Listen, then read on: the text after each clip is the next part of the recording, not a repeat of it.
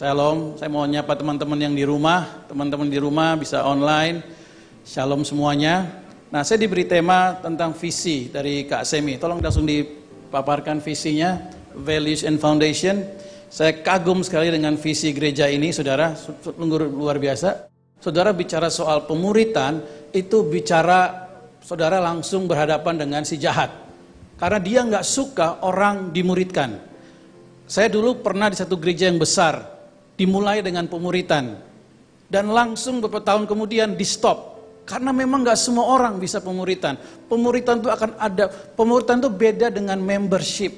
Jadi kalau seorang gembala seperti di sini, Kak Semi bilang visinya pemuritan, kita harus benar-benar dulu, ini benar-benar seriously pemuritan like Yesus, atau saudara cuma mau cari follower yang banyak itu. Karena pemuritan itu betul-betul beda dengan yang lain-lainnya. Kalau yang lain cuma membership, bikin seminar, setiap tahun mereka rajin bikin seminar, bikin conference lagi. Tapi kalau pemuritan itu membagi hidup, benar nggak? Pemuritan itu sacrifice a lot. Saya pernah pioneer 6 gereja dan semua dimulai pemuritan itu costly-nya besar, saudara. Cost uang, perasaan, hati, bagi hidup, nggak ada kemuliaan di situ, maksudnya nggak ada terkenal, no fame at all dalam pemuritan. Orang nggak kenal Anda. Jadi saudara yang di rumah, saudara yang di sini, saudara mau menangkap visi pemuritan itu nggak gampang, itu nggak murahan, itu yang Yesus lakukan. Yesus nggak sibuk khotbah keliling-keliling, Yesus nggak sibuk bikin seminar dan conference. Tapi Yesus dia sibuk dengan murid-muridnya, dia sibuk ambil waktu sama Petrus, ambil waktu sama murid-muridnya, dia tegur on the spot, dia makan bersama mereka, dalam makan pun dia mengajar, nggak sempat makan, lu suka nggak tadi? Enak ya, dia nggak bicara seperti itu, dalam makan pun dia mengajar, lagi jalan pun dia bisa bikin mujizat, dan hampir semua itu terjadi waktu dia lagi jalan dengan murid-muridnya. Oke? Nah, disinilah menjadi murid Kristus yang menyatakan terang kerajaan Allah melalui setiap aspek kehidupannya dimanapun Tuhan tempatkan. Saudara, begitu Anda mulai decide untuk memuridkan, ini yang saya sering alami. Saudara, hidupmu bukan hidup saudara lagi. Begitu saudara bilang, gua mau memuridkan, atau saudara di gembala di sini mau mengambil bahwa aku mau punya visi memuridkan, bukan 50.000 jemaat. Itu hidupmu bukan hidup saudara lagi. Bahkan kamarmu, rumahmu udah bukan milik saudara lagi. Waktu saya memuridkan, saya ingat satu kali satu murid saya namanya Clarence Shaw, dia dari Singapura. Dia masih muda waktu itu, dia pemain gitar di gereja kita. Lalu saya tampung dia di rumah. Kemudian apa yang terjadi saudara? Si Clarence ini dia mau belajar mobil. Nah, sebagai pemurid kita ngajarin mobil dong, gampang, gak ada hubungannya dengan rohani. Saya ajarin dia mobilnya belajar mobil, dia nggak nabrak mobil saya, cuma digesek aja di tembok, saudara. Dia nggak nabrak cuder gitu, enggak, cuma digesek. Saya bisa maki dia, tapi enggak, ini pemuritan, saudara. Digesek itu biasa, luar biasa, pagi bagus kamu ya, kemarin hampir nabrak, ini cuma digesek sedikit. Saya mesti encourage dia, oh gitu ya, dia bilang, iya, wah bagus kamu. Besok latihan lagi. Nah, begitu pemuritan, itu yang terjadi. Hidup kita bukan hidup kita lagi. Waktu Tuhan datang ke dunia, dia bisa buat mujizat, dia bisa berkhotbah, tapi waktu dia siapkan murid, hidup dia bukan hidup dia lagi. Sampai saudara-saudaranya pun salah mengerti sama dia. Benar gak? Itu saudaramu datang, bukan. Saudaraku bukan itu. Saudara-saudaraku, ibuku adalah orang yang melakukan firmanku. Dia pergi sibuk dengan murid-muridnya. Diundang ke pesta, murid-muridnya mesti ikut, mesti selalu bersama dengan dia. Pandangan seperti itu sekarang udah jarang. Biasanya saya lihat kalau gereja masih kecil, pendetanya bisa memuridkan leader-leadernya. Dibawa kemana, ke Australia dibawa pengikutnya. Begitu dia besar, udah jarang dibawa. Karena orang semakin sibuk dengan yang yang banyak. Udah lupa dengan yang sedikit tadi, saudara. Nah, pemuritan itu membagi hidup itu nggak gampang. Orang mesti melihat kita membuka diri to be vulnerability. Artinya kita membuka diri untuk diserang. Kita membuka diri untuk dikritik. Waktu kita khotbah semua orang bilang, wah Pak khotbahnya memberkati Pak, bagus. Begitu di pemuritan, katanya lu begini, ternyata lu begini. Kita diserang habis bos. Dan kita harus, kita bisa bercanda aja, karena memang kenyataannya begitu. Katanya lu bilang begini, tadi pagi kita berdoa, tadi pagi masih tidur. Kita akan terbuka dengan kritikan, dan itu kagak enak. Kita nggak dihormati bisa-bisa. Yesus sama muridnya bisa-bisa nggak dihormatin loh. Tapi itu tadi, kita nggak bisa marah, kita mesti menuntun mereka. Nggak bisa kalau nggak pemuritan. Saya lihat hasilnya beda. Saya pelayanan udah lama saudara, udah hampir 30 tahun. Orang yang cuma datang ke gereja Monday to Sunday, every Sunday, saudara akan gemuk rohani doang. Oh udah tahu, khotbahnya ini. Saudara akan langsung tahu. Tapi pemuritan membuat saudara punya sense of mission. Saudara orang yang dimuridkan nggak mungkin sibuk berdoa untuk diri sendiri lagi. Dia nggak senang lihat, ada ke negara begini. Dia akan doa puasa, karena pemuritan itu langsung masuknya, cut-nya itu di mission. Orang yang nggak dimuridkan cuma happy doang, happy ya semuanya. Oh kita bikin acara ini dong bro, oh kita bikin acara ini loh bro, oh kita buka di sini loh bro, kita udah mulai loh, online kita yang datang banyak banget, follower kita banyak. Bukan itu lagi, orang sudah masuk ke dalam I want to do something different. Aku melakukan yang Yesus lakukan. Itu mulai ada dalam hati saudara. Dan begitu saudara stop memurid, ada banyak teman-teman saya yang dulunya pemuritan hebat, begitu mereka stop pemuritan, that's it. Mereka bisa punya uang yang banyak, tapi there is no impact at all sama sekali.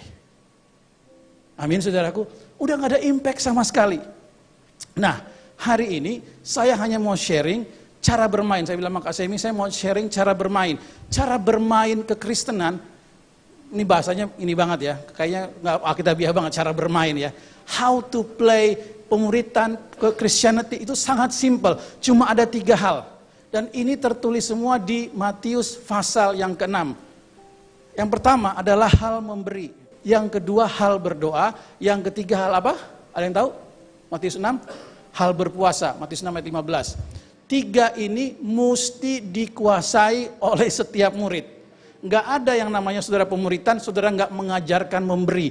Memberi itu lifestyle. Memberi itu bukan Sunday masukin uang di kotak. Bukan. Memberi itu termasuk lihat ngomong, saya kemarin ketemu tukang parkir, saya bilang, apa kabar? Semua baik-baik, saya bilang, cuma tukang parkir, saya nggak kenal dia siapa. Ngomong-ngomong terus dia bilang, Bapak pendeta ya? Loh kok kamu tahu? Saya lihat di YouTube Pak. Oh di YouTube, boleh juga saya bilang. Bapak kalau lain kali kalau pelayan kemana saya ikut dong Pak. Saya bilang, ayo saya tanya gimana keluarga. Ternyata ibunya sedang mau diangkat cancer. Lalu kita berdoa buat dia, kita bantu. Cuma tukang parkir dan itu cuma ketemu pas mau bayar parkir saudara. Memberi itu akan menjadi lifestyle saudara. Amin saudaraku. Orang mesti dididik untuk memberi. Memberi itu hal memberi, hal berdoa, hal berpuasa itu volunteer, nggak bisa dipaksa. Itu harus keluar benar-benar dari hati Anda. Nah, memberi ini satu tindakan yang everyday. Saudara akan lihat, memberi akan membuka pintu. Membuka pintu untuk pelayanan saudara. Saudara nggak memberi, jangan harap ada pintu-pintu yang terbuka buat Anda. Karena orang yang memberi akan diberi. Dan memberi ini bukan cuma uang loh teman-teman. Memberi ini banyak, memberi waktu. Saya dulu setiap ada orang yang sakit, kalau keluarganya nggak mau nungguin di rumah sakit, saya yang tungguin di rumah sakit. Dan itu tungguin di rumah sakit, itu bukan sehari, sejam, 2 jam, bisa 2 minggu, 3 minggu selama di rumah sakit. Selesai dia keluar dari rumah sakit, seluruh keluarganya menjadi apa? Keluarga kita juga. Di dalam Amsal dikatakan, the world of the generous is getting larger and larger. Dunia seorang yang suka memberi itu akan terbuka luas. Jangan pelit saudara. Saudara tahu, di masa pandemi ini, saya melihat orang yang rajin memberi nggak kena apa-apa saudara. Orang yang rajin memberi, ada aja, aduh udah tutup, aduh udah begini. Kalau saudara yang suka memberi, mau dia pandemi, ini pandemi proof. Saudara akan apa sih ininya susahnya? Kemana Anda pergi, selalu ada jalan yang terbuka. Kemana kita masuk, dengan siapa orang bekerja pada kita, orang akan melihat berkat Tuhan dalam hidup kita. Amin saudara. Nah, itu hal memberi. Dan memberi berdoa dan berpuasa, ini semua harus private. Harus personal. Nggak untuk dilihat. Tuhan Yesus bilang, kalau kamu memberi untuk dilihat, kamu sudah mendapat apa? Upahnya. Benar nggak? Saudara jangan sombong-sombong memberilah. Udah diem-diem aja. Diem-diem transfer. Diem-diem bantuin. Diem-diem memberi. Itu luar biasa. Sudah akan kaget sendiri. Diam-diam nanti orang akan transfer juga ke saudara. Diam-diam akan ada pintu yang terbuka buat Anda. Diam-diam pertolongan Tuhan begitu luar biasa dalam hidup Anda. Itu semua terjadi waktu memberi. Jangan sampai kita memberi, kita announce everywhere. Lu gak tahu gak? Kemarin kan gue yang memberi itu.